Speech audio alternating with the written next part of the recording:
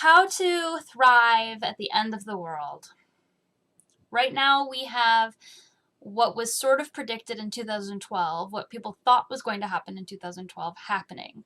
One of my very favorite shows, because I love this stuff, is Doomsday Preppers. And all the people in Doomsday Preppers, the whole point of the show was to kind of like laugh at them, but the thing is that they are prepared for things like this to happen. Things do happen, and what's happening right now is kind of unprecedented. There's nothing that's ever really happened like this in our past, as far as anyone who's been alive and as far as the system that's been in place. So we have to look at this with sort of a fresh understanding. The only way that people usually know how to approach stuff is from their past experiences. And the thing is, we've been terrified through media about pandemics and all of these potential Armageddons, from the Bible to every other media, movies and shows and books. So it's of course very normal that people are freaking out. It's of course very normal that people don't know what to do and they're looking for answers. One thing we will see during this time is a strong push toward spirituality, toward understanding, like community, and we're going to talk more about that. But I urge you to start focusing your energy on the answers. We need answers because we have problems that are so blatant.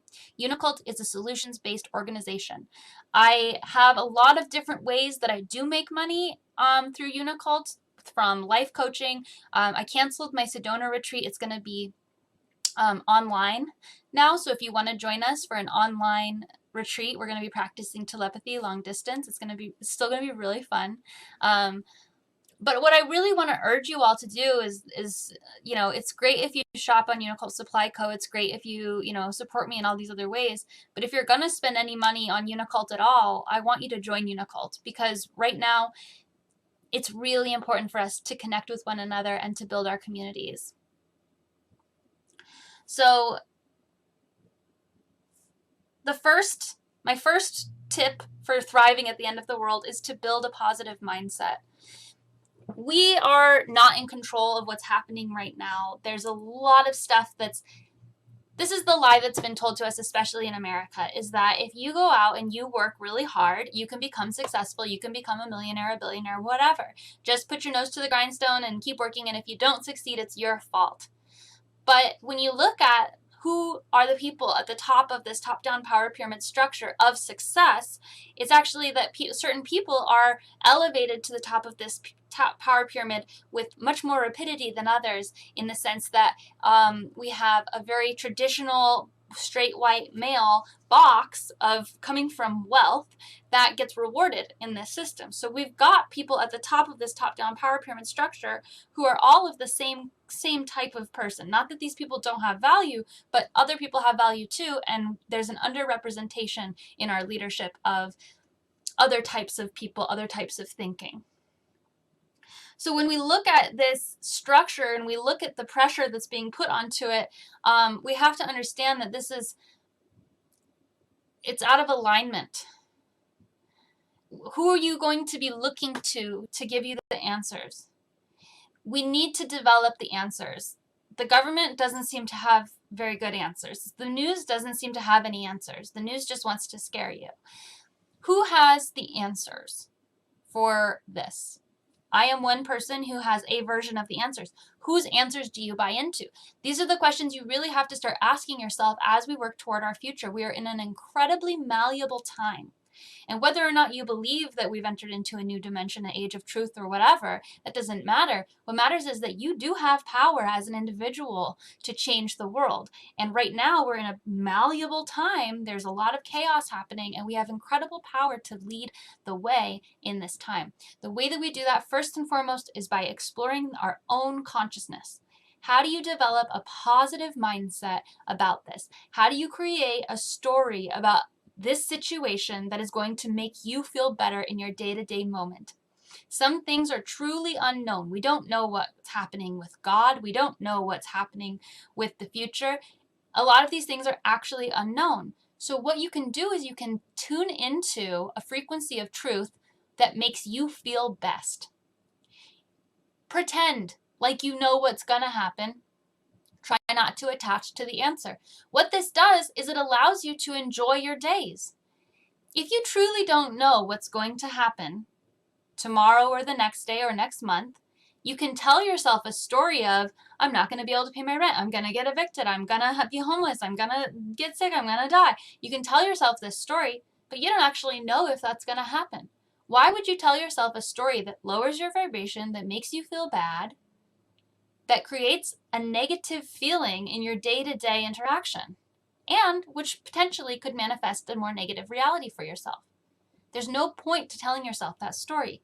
Because we don't know, we might as well tell ourselves the story of, I am aware of what's happening, I'm going to figure it out, I'm going to be supported in my endeavors, and this is going to be a positive shift for me and the world. If you can buy into a positive version of reality, of the future, of the unknown, you're actually doing immense amounts of work for your own well-being. We know that if you're stressed, you get sick more easily. Stress has a huge impact on the body. How can you not be stressed? Sometimes it's about pretending that you know something that you don't know. The thing is, we already do that all the time. We already are all pretending like we know what we don't already know and assuming the worst. Take care of your mental health during this time. A lot of us have extra time on our hands. Guess what that means? That means you have time to meditate. That means you have time to do yoga in your house. That means you have time to cook for yourself. That means you have time to take a bath. That means you have time to sleep in. Take care of your mental health. Do the things that you need to do. I'll give you some resources. There's an app called Down Dog, which is a free app, and it's an amazing yoga app. They tell you all the moves. You can set it to be easy or hard. You can set it for 7 minutes or 60 minutes. It's completely customizable and it's free. Please stretch your bodies during this time, especially if you're not getting out of the house. Clean your space and yourself. If we're not seeing anybody and we're just in our houses, it's easy to just let the dishes pile up and not shower for a few days and get into a little cocoon hole. But we have to take care of ourselves in the sense that we have to get out of bed, still have the motivation to clean our space and clean our body. Just think about the energy of a clean home. We have the time right now to clean our houses. We have the time right now to do our dishes. This is the time of taking a breath, of looking around and saying, look at all the things that I do have. Look at all the abundance I actually have here. Like, I'm kind of set, look at, you have hot water. There's a book I love. It says we've got instruments, we've got books, we've got hot water. Like, is there anything else you need? Food, of course, but this is some really good stuff. Limit your phone and computer time. It's really easy to just get stuck online, like looking for updates, does Trump have the coronavirus? Like trying to follow these updates. And turn off your phone, turn off your computer, turn off your tablet, read a book. Books are these incredible little portals with no distractions that take you to an entirely different world. It's a huge stress relief to read a fantasy novel. You get totally lost in it. It's incredible. Read a book. The last thing I want to say about taking care of your mental health is to go outside. I'm not saying go to the mall and touch all the surfaces. I'm saying go outside, go onto your balcony, go onto your roof, go into your backyard, go to a local park, go to a place where you can feel the sunshine and the air on your face. Just because we're social distancing doesn't mean that you can't be outside in the fresh air in the sky. This is a beautiful time to reconnect with your mental health, to take it easy, take it slow, and start to develop the understanding of what it feels like to have peace, what it feels like to be able to have the time to care for yourself and to comfort yourself and to nourish yourself. Also, learn how to cook. This is a great time to learn how to cook. And we're going to talk more about why knowing how to cook from raw ingredients is so important during this time. But this is something that you can do to truly nourish your body and nourish your heart and nourish your soul.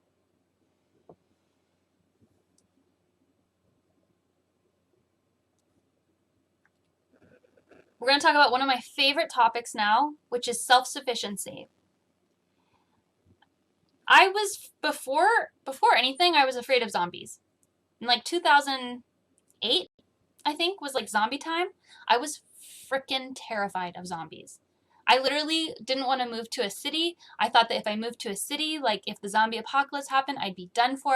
I had escape plans for my house. I started gardening. I started hand making all my clothes from the raw materials. I started keeping chickens. Like, doomsday prepper, but for zombies. Like, for whatever reason, that struck a freaking deep chord with me in 2008, 2009, and I was obsessed. So I think that zombies was kind of a metaphor for my like unawakened mind for all the people who are asleep, you know? And I think that I attached to that because I felt that energy of all the people who are just like walking around like literal zombies, just like going about their business, running their programs. So when zombie hysteria hit, I was really afraid of zombies, and I started planning all these things. Then when 2012 happened, I was already aligned with this. Like, zombies is really where it started for me. I started living on farms. I started gardening. I avoided cities. I started learning about self-sufficiency, and I became really devoted to this idea of the world ending and having to self-sustain. So I am someone who's already aligned with these ideas and this energy, and I have been since 2008 for like quite a while. And I've slowly come out of that. Obviously, I live just outside of LA, and I have lost touch with some of these practices of the things that I did learn how to do. What is amazing, though, is that those skills never go away. So when we're talking about self-sufficiency, I want you all to understand what that means. I really want to take a deep dig on this. The idea of self-sufficiency is rampant. I mean, like, it's a huge thing. I'm going to recommend some books here. This is my very, very, very, very, very, very, very favorite book. Everyone should have this book in their house, truly. It's a little bit expensive, but it's completely worth it. It's called The Self-Sufficient Life and How to Live It. This book has detailed guides on all kinds of information on how to plant things, on how to take care of pests, and it even in the back has dyeing and weaving, knots and rope work. When I killed a rooster once, I killed a rooster and I ate it, and I did it based on the instructions in this book. Like, the internet didn't have as much information as this book did. So not that you should be killing chickens. I decided that was a bad thing to do after I did it. And I decided it was a bad thing to do before I did it. But then I was like, maybe I'm being ignorant. Maybe I would eat meat if I could kill it. So I killed a rooster and I ate it. And I thought it was horrible. I thought it was a horrible thing to do. I would never think to do that. And I think it's horrible that we kill animals. So I will never kill another animal. It was horrible. I don't eat meat. Okay, this book is truly incredible. I really, really, really highly recommend it. It's got tips for if you live on like a small space, like tips for gardening in a small space. It's got tips for if you've got, 3 acres, 5 acres, like how to manage your land. This is a great book. Another book I want to recommend, especially if you live in a city, is Food Not Lawns. Please read this book. This is written from the perspective of someone who lives in the Pacific Northwest, so it's not applicable to everyone, but this book goes into something that this book misses, which is community sufficiency. Self-sufficiency is a cute romantic idea that you could just go out and like live off the grid, but that is not healthy. That's not the actual way to do it. It's through community sufficiency. We are social animals. We are community creatures. So we need to think about what it means to be community sufficient. Right now, we're corporation sufficient. We rely on corporations for a huge part of our food and our comfort and our entertainment and whatever. So Food Not Lawns talks about the idea of growing gardens, the idea of planting fruit trees and shrubs and like berries, and like instead of just like decoration plants in the cities. Imagine if all the plants that the cities and corporations in your town take care of were fruit bearing or food bearing.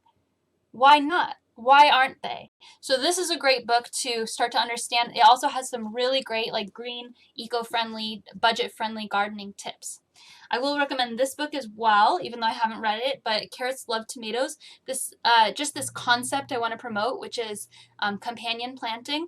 We in the United States raise fields and fields of the same plant. And then the soil gets depleted, so we dump nitrogen fertilizers onto the soil, and we just raise it with these false fertilizers, and it creates, and then all the waste from the animals, which would normally be used for fertilizer, is not useful because they can make the chemical fertilizers cheaper. So most of the manure from the cows and pigs gets dumped into the ocean, and it's killing off all the fish because of the high nitrogen content. So we're living in a system where on Earth the process of nourishing the soil and nourishing ourselves and nourishing the soil and nourishing ourselves is a closed loop system. But because of greed, we've broken that system, and we've tried to optimize our efficiency, which is not true. We've actually gone away from that. We can grow a lot of food, but it's not truly nourishing food. What can you do? The World Health Organization literally suggests that we all grow our own gardens. I suggest we all grow our own gardens. We're going to talk more about that.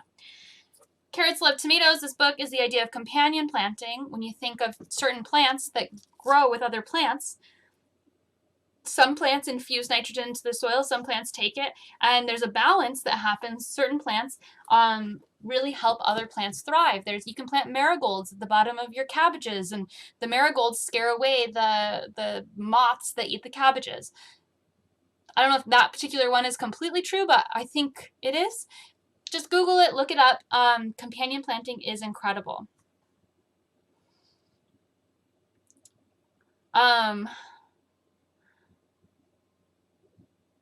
Okay, you're distracting me with this feet content.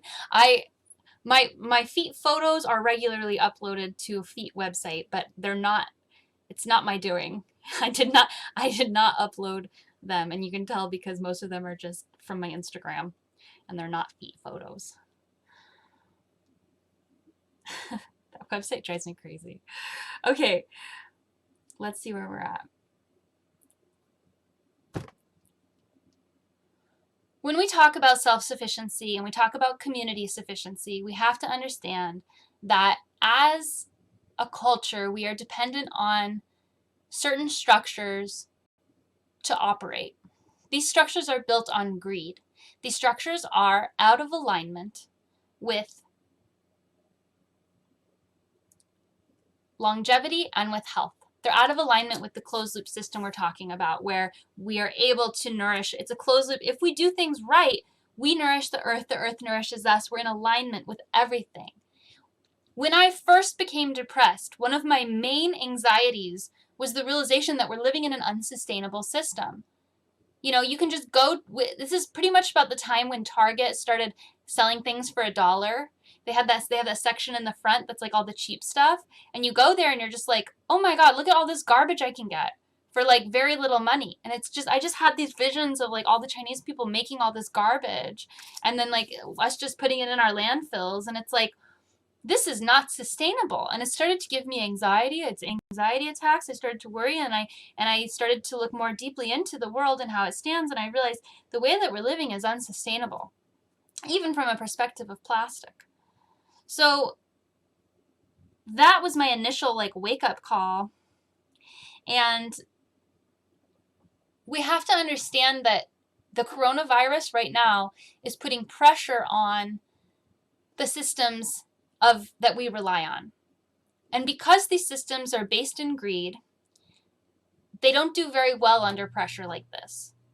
And they can adapt. It's true, and they will. And I don't want you to think that this is the end of being able to rely on corporations or anything like that. But I am saying, please, please, please start to look at where you are relying on corporations to cook for you, entertain you, supply you with the things that you need, and where is the possibility for those things to break down. Where I live right now, all the grocery stores are empty. They're all empty. No one can get anything that they need right now because everybody hoarded it.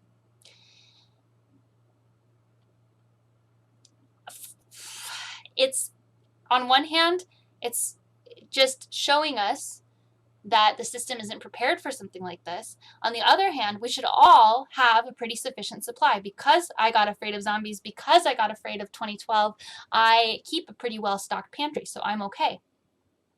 Personally, I like to keep, it makes me feel abundant to have a lot. The Mormons keep 1 year worth of food in their house for any kind of emergency. I want to urge all Unicultists to have a backup storage supply of water, unfluoridated, unchlorinated water, preferably not stored in plastic, and food for as long as they can possibly, keep up to a year. On top of that, gardening is radical. Gardening is the most radical thing that you can do right now to disrupt the flow of big agriculture, to nourish your body, and to get a connection with the earth again. To grow a garden in any space that you have, I would say my main thing is please grow what you will eat and spend time in your garden every day. Go outside and just breathe the air and spend time with your plants and know that you have the ability to grow things. When you look around, you don't even have to buy seeds. I ate a spaghetti squash the other day from the store, and I saved some of the seeds, and now I'm sprouting them so I can plant them. I have a couple of dried black beans. Guess what? I'm going to save a couple, and I'm going to sprout them, and I'm going to plant them. You can grow potatoes very easily. I'm going to make some videos on these things, but growing a garden is a huge radical thing you can do. It can help you feed yourself and your family and your neighborhood without relying on systems that could potentially crumble. Okay? You can bake your own bread. I'm going to do a video on this. I went to the store. There was no bread. I like bread, so I baked my own bread today. To clean, you can use baking soda and vinegar if you're out of cleaning supplies. It's also good it's not good to use toxic cleaning supplies anyway. You can, for your bathtub, sprinkle baking soda. You can get a big bag of baking soda, and then you can scrub it, and it exfoliates, the surface and cleans it really well. You can also use, I use Dr. Bronner's soap and baking soda to clean my tub, and then you can use that on your sinks. You can use vinegar on your toilet. You can use it, you can use baking soda and vinegar on your hair to clean your body. You can use it to clean your, just counters. Baking soda and vinegar you can use for pretty much everything. You can mop your floors with vinegar. Mixed with water. This is like so cheap to do and also non-toxic. It also doesn't rely on corporations to provide you with these things. It doesn't take up very much space to bake bread. You just need an oven. Do you have an oven? You just need like this much counter space and this big of a bowl and an oven. So we're talking about thriving in the end of the world. Why do I say it's the end of the world?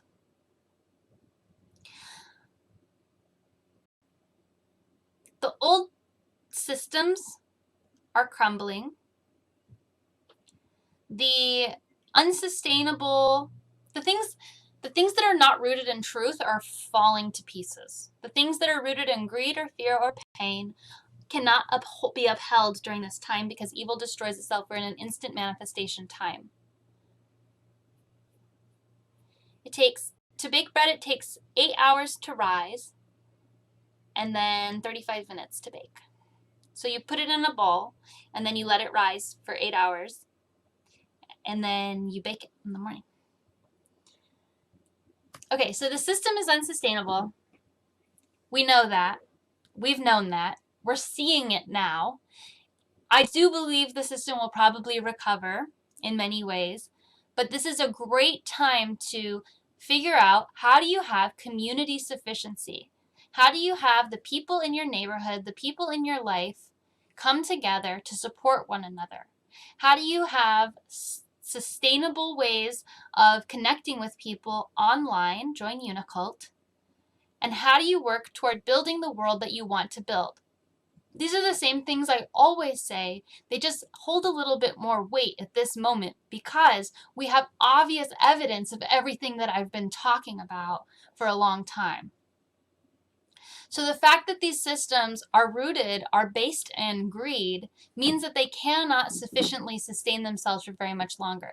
We as a people will not and should not stand for anything that is out of alignment with care for all. Unicult principles are super important right now. We have to understand that we are all one. I loved what Claudia was saying about how the entire world has come together in this understanding. What does it mean to be cared for from your own self, in your community, and by the larger system at place? This is the time to use your platform to demand that mortgages, rent, and debt are all suspended. This is an important time to call for sick time to be rewritten so that everyone can take paid sick time. This is important to stand up for all the things that we actually deserve. UBI, we can call it emergency UBI for now. We can call it a suspension of mortgage and rent payments. We can call it a suspension of debt payments. But what we really deserve is just being highlighted by this crisis, which is free housing, free food, free money. We all deserve to live. We have the abundance. We absolutely have the abundance. Vincent, I'm not having any stress. I don't know why you would say that. I'm living my life fully. I'm so happy. I couldn't be happier. This is my favorite thing that could ever happen.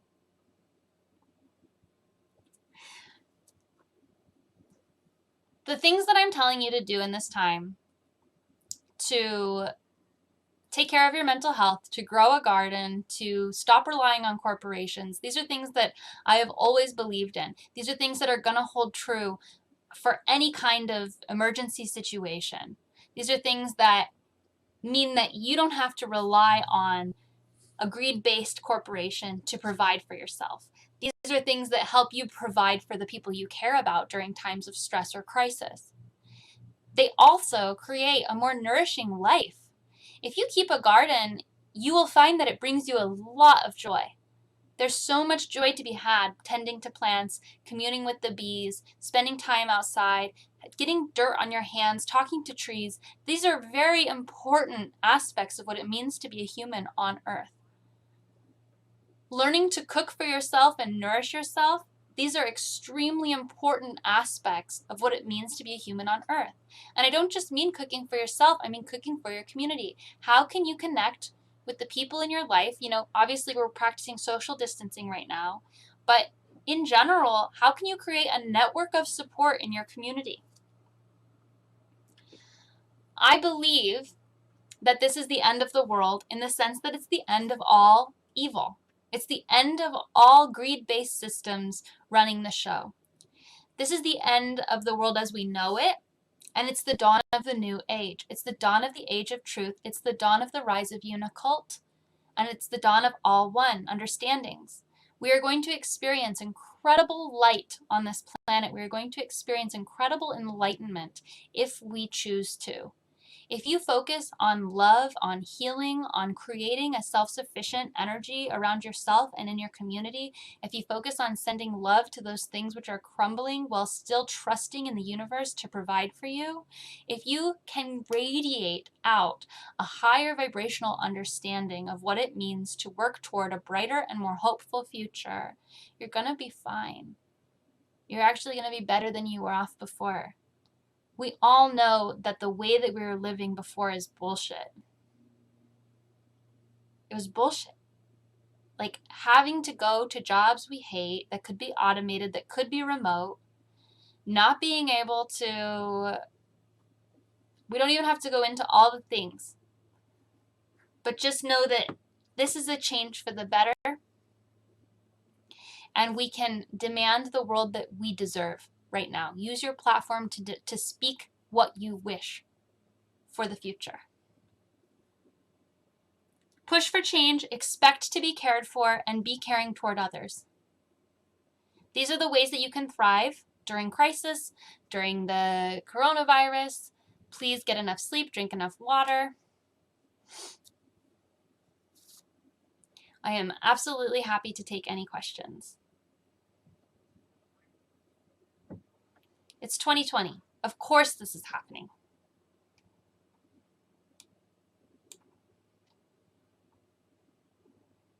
There's antidepressant properties from the bacteria in dirt. It's super healthy. Gets you that GABA. Yeah. Get bare feet on the ground for at least 15 to 20 minutes a day. Watch out for bees, though. I stepped on a bee the other day. Raw, vegan, fresh, local. Thank you. I'm so happy that you're all here with me. I'm so happy that you've chosen to focus your attention on this. Ashley asks, what about washing clothes? You can use what's called soap nuts. Look up soap nuts. They're kind of expensive, but you can reuse them for a long time. You can also use vinegar. What does Unicult say about marijuana? Personally, I'm growing a garden of marijuana right now. Self-sufficient marijuana for sure. This is what I have left from what I grew last year. I've shared a lot of it. I don't smoke too often, but this is gonna get me through until I grow my next crop. Self-sufficiency. I know exactly what I use to grow this. I put my own energy into it. It's organic, sunshine, beautiful, beautiful weed.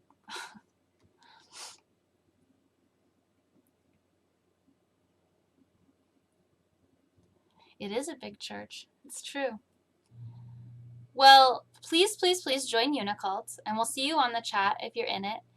I hope that you all enjoyed this sermon, and take care of yourselves, take care of one another, and try not to stress. Dream up your potential future, dream up your highest reality that you want to see, and demand that we have the abolishment of rent, the abolishment of mortgages, the abolishment of debt, and that we can all be billionaires.